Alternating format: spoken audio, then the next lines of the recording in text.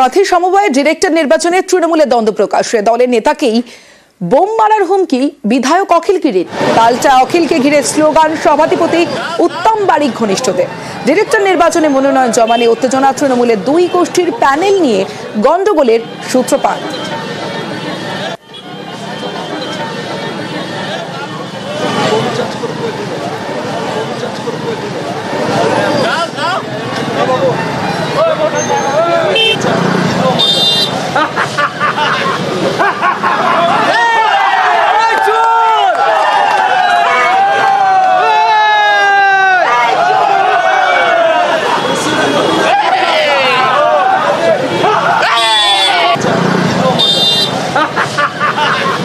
এটা একটা অমানুষের মতন কাজ করেছে ওরা।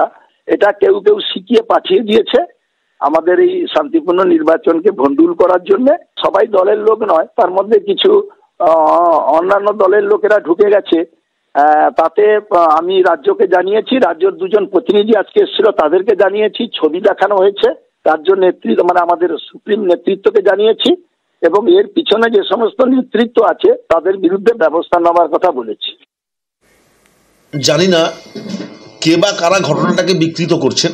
আমাদের একটি বৈঠক হয়েছিল, সম্ভাব্য কিছু লোকের নাম আলোচিত হয়েছিল, সেখানেই সিদ্ধান্ত হয়েছিল রাজ্য সভাপতি সুব্রত বক্সী সাহেব ছিলেন, দলনেত্রী মমতা বন্দ্যোপাধ্যায়ের কাছে পাঠানো হবে। পরবর্তীকালে লিস্ট অনুমোদন হয়ে এসছে কি আসেনি সেটা রাজ্য থেকে যারা এসছেন রাজীববাবু আপনাদেরকে বলেছেন, আপনারা সেটা শুনেছেন।